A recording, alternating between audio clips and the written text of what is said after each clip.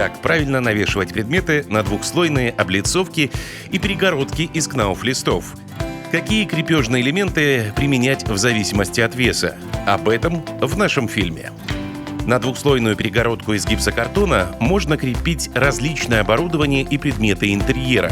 Для этого необходимо использовать правильный крепеж. Нагрузку до 15 кг на одну точку крепления выдержит кнауф-дюбель шнековый.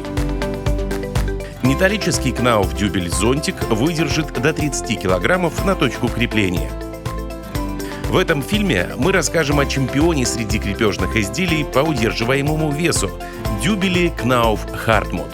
Он позволяет навешивать грузы с максимальной нагрузкой до 55 кг на точку крепления. Это универсальный дюбель для любой толщины облицовки и перегородки. Дюбель состоит из металлической части и пластика.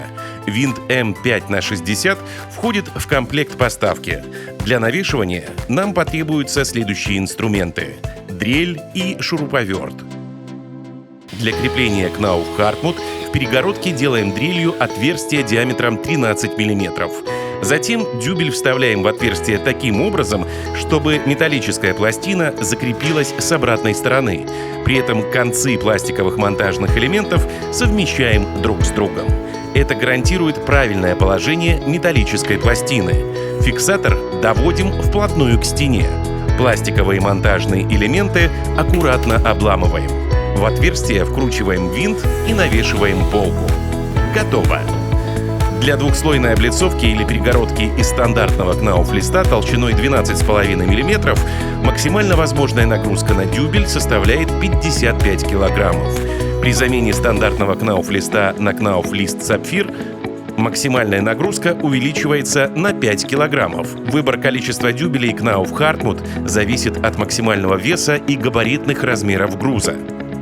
Как правильно навешивать предметы на перегородки и облицовки из кнауф-суперлиста и какие крепежи использовать, смотрите в специальном фильме нашего цикла. Knauf – это поставщик комплектных решений для ваших задач.